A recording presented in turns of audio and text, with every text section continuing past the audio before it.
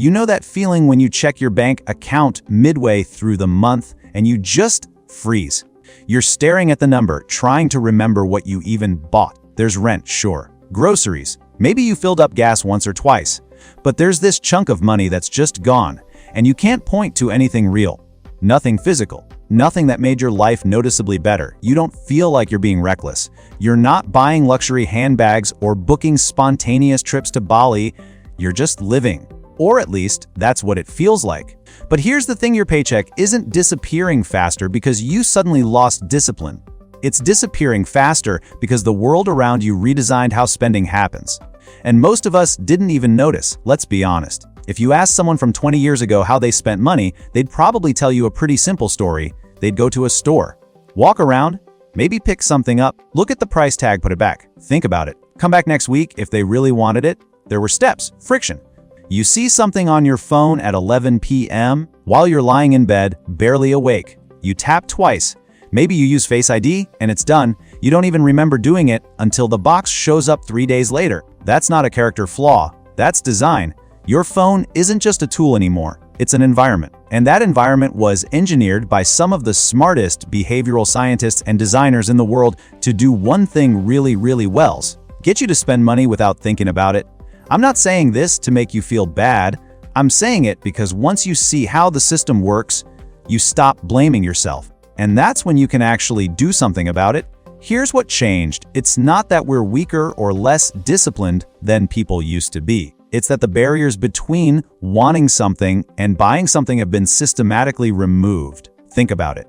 In the past, if you wanted to buy something, you had to get in your car, drive to a store, find parking, walk inside, find the thing, wait in line, pull out your wallet, hand over cash or a card, sign something maybe. Every one of those steps gave your brain a chance to ask, do I really need this?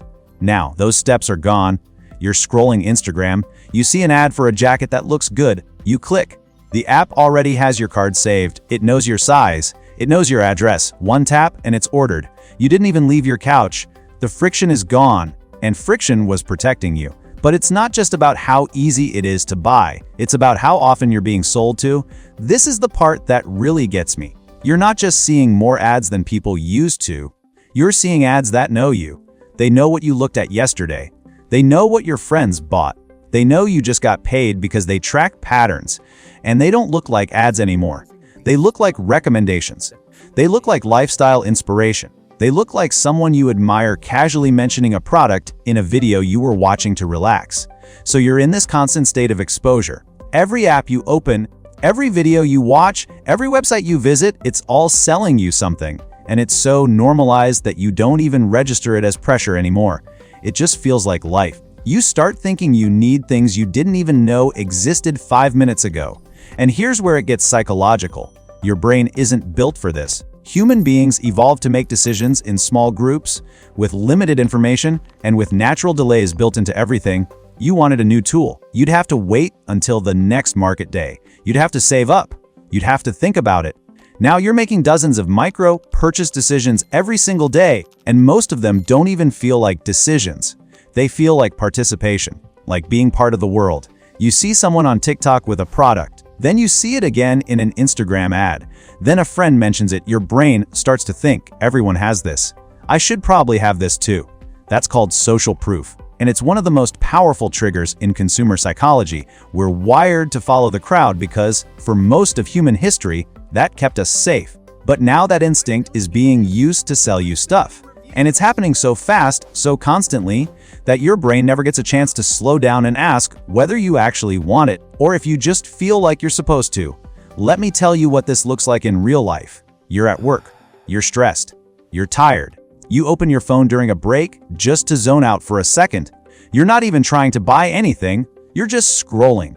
But then you see an ad for a candle. It's in a nice ceramic jar. The ad says it smells like a forest after rain. There's a discount code, free shipping if you order today. And here's the thing, you don't need a candle.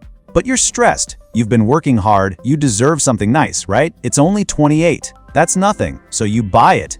A week later, you do the same thing with a water bottle, then a phone case, then some skincare thing that promises to fix your skin in 10 days. None of these purchases feel significant. None of them feel like mistakes, But at the end of the month, that's 150 gone.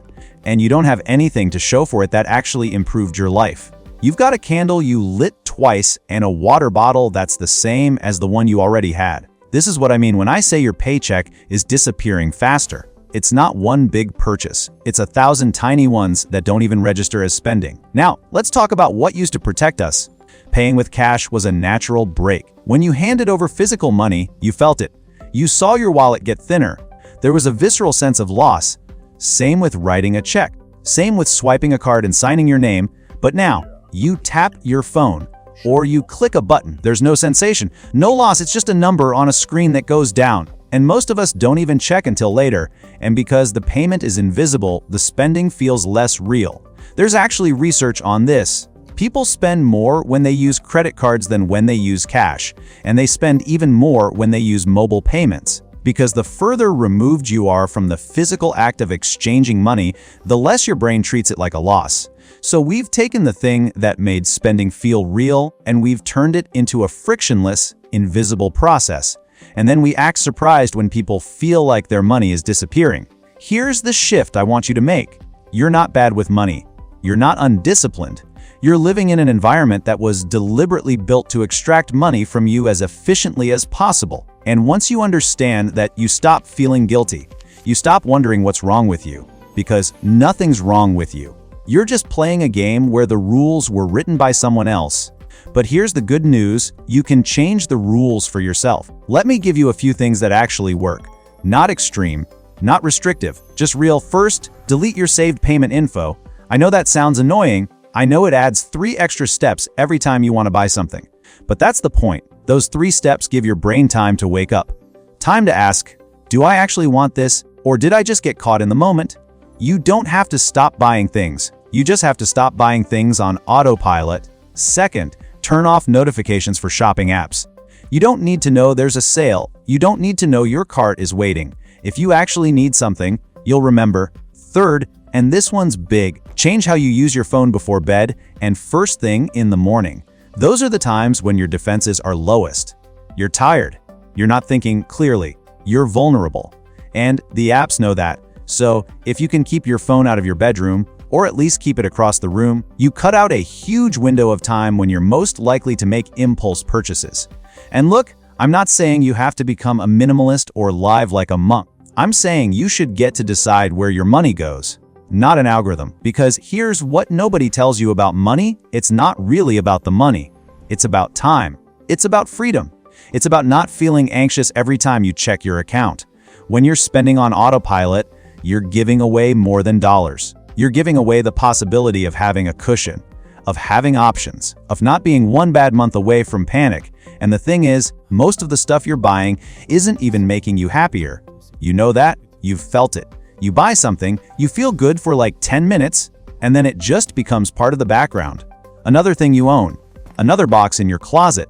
But when you stop spending on autopilot, something shifts. You start to feel more in control. You start to see your money as something you're building with, not something that just drains away.